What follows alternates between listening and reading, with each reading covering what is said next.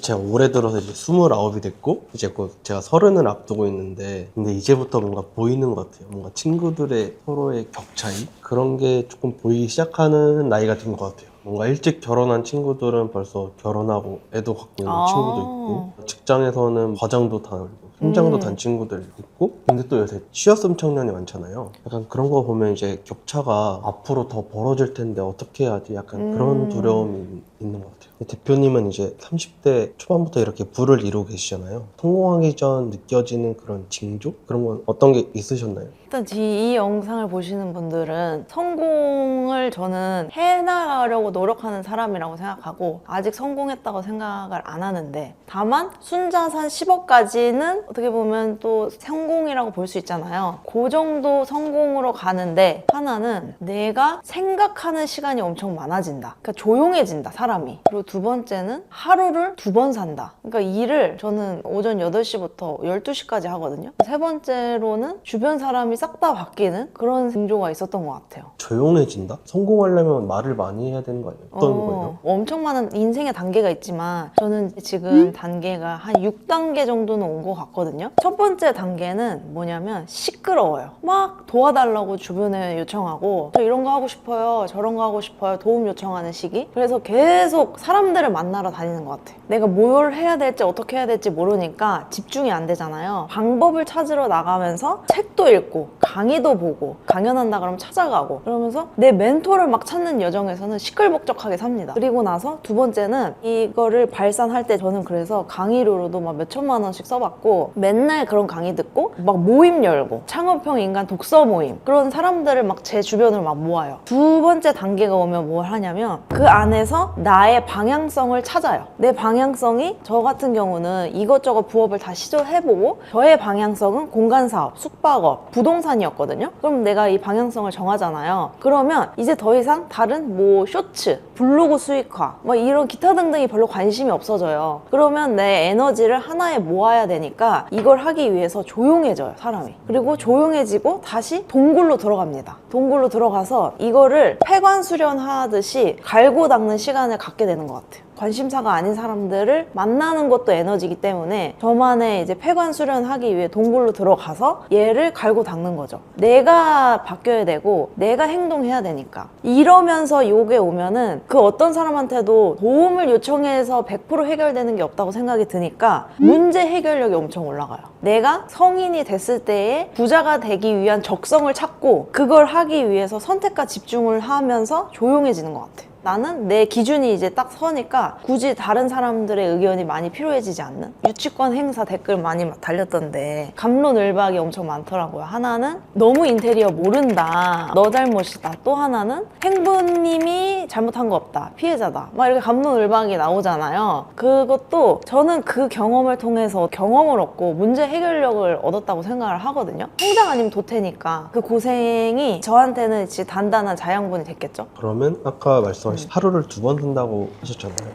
일에 대한 하루가 한 번 살고 9 to 6로 그 다음에 6시 이후에는 성장하기 위한 시간으로 또 쓰게 되는 것 같아요. 그래서 제가 요즘에 느끼는 거는 일이 재밌는 사람을 이길 수 없다. 저는 이 일이 재밌거든요, 사실. 물론 재밌어서 하다 보니까 돈이 벌려서 돈은 기회를 사는 비용이라고 생각해요. 내가 막 숙박업도 해보고 싶고 건물 부셔가지고 세워보는 것도 해보고 싶고 근데 그런 건 다 돈이 들잖아요. 그 돈을 벌어야 돼서 이 일을 하는데 이 일이 재밌어. 그러면 일이 재밌는 사람을 이길 수는 없는 것 같아요. 부자가 되는 징조 중에 하나가 일이 재밌다. 이 일을 하면서 시간 가는 줄 모르겠다? 하면은 적성을 찾았다. 그 일이 재밌어지는 것도 저는 뭐라고 생각하냐면 일을 잘하면 재밌어요. 잘하는 일을 내가 하면서 성취감을 느끼니까. 저는 이 일을 잘 못했거든요, 원래는. 이런 촬영하는 것도 제 이제 첫 영상 보신 분들은 알겠지만 제 렌탈 스튜디오에서 혼자 카메라 켜놓고 뭐 이러고 떠들고 편집 보내고 막 이렇게 시작했어요. 그땐 잘 못했겠지. 반복하면은 잘하는데 결국에는 끝까지 하냐 안 하냐의 차이지 일이 재밌어지는 거는 잘하면 재밌어진다. 내가 뭘 좋아하지? 내가 적성이 뭐지? 찾는 것보다는 내가 생각했을 때 이거는 내가 비전이 있어? 계속 내가 갈고 닦으면 답이 있어 라고 하면 그냥 갈고 닦아서 일을 잘해서 재밌게 만들면 되는 것 같아.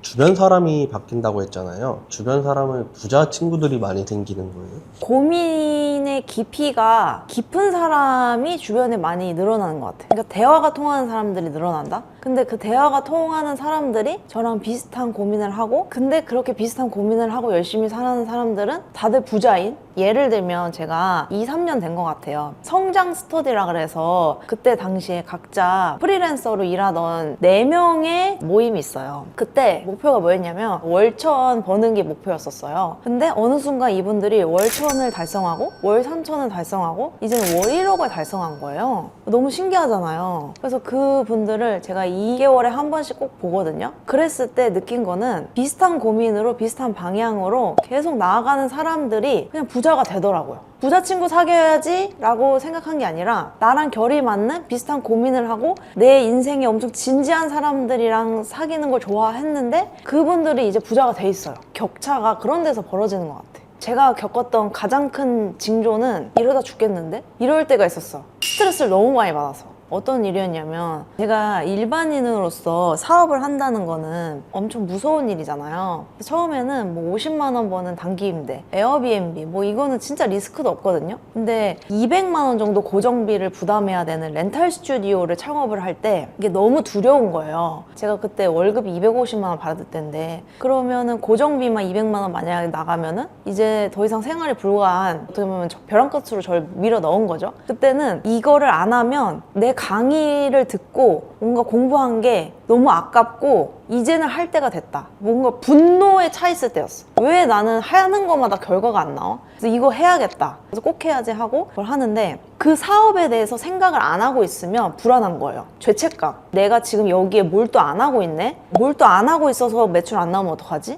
그러면서 죄책감에 24시간을 렌탈 스튜디오 생각만 했어. 잘 때까지도 노트북을 켜놓고 렌탈 스튜디오 생각하고, 그러니까 나중에 과한 스트레스를 받으니까 위경련이 오더라고요. 부자가 되는 징조 중에 하나는 그런 갑작스러운 스트레스로 인해서 아픈 것 같아요. 그때 저는 내 안에 한계를 한번 뛰어넘었다? 라는 생각이 들었고, 그러고 나서 그때 마케팅 공부를 미친 듯이 했거든요. 왜냐면 나 렌탈 스튜디오 팔아야 되니까. 그때 마케팅 능력이 확 올라갔고, 어떻게든 렌탈 스튜디오 팔아야 되니까 거기서 막 모임 열고 소개팅 열고 돈 한 푼도 받지 않고 단톡방 운영도 뭐 한 5개월 이상 했던 것 같아요. 그런 극한의 스트레스를 내가 받고 있다? 또 부자가 되고 있는 것 같아요. 그리고 화가 많아져요. 눈물도 많아졌지만 화가 많아져. 저는 굉장히 평화주의자고 별로 그렇게 싸움을 좋아하는 스타일이 아니거든요. 막 경쟁하고 모든 것들이 다 사실 경쟁이고 자본주의잖아요. 그러니까 어떻게 보면 저는 회피를 했던 것 같아. 이 경쟁의 레이스에 난 뛰어들지 않을 거야. 나는 그게 가치관이 아니야. 이 삶의 방향을 일부러 나는 자유인이야. 그러면서 살다가 일로 다시 레이스로 돌아온 것 같아. 그러니까 치열해지니까 화가 많아지고, 그리고 이 세상에는 비상식적인 사람들이 많아지니까 난 좋게 좋게 넘어가고 싶은데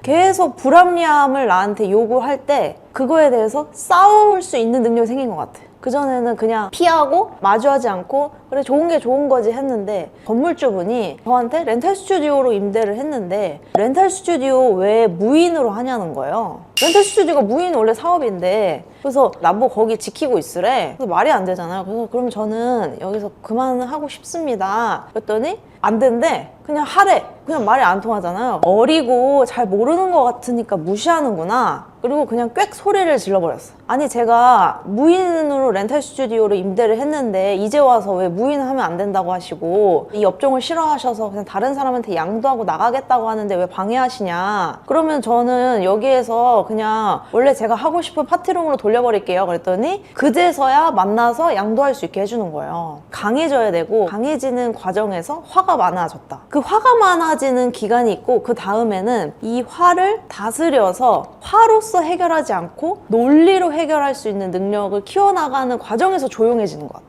그래서 징조는 위경련이 온다, 화가 많아진다, 그러면서 주변 사람들이 바뀌는 것 같다. 왜냐면 이제 납득이 안 되는 사람을 보면 왜 저러고 있지? 답을 줬는데 왜 안 하지? 답답하다. 뭐 이렇게 생각이 드는 거지.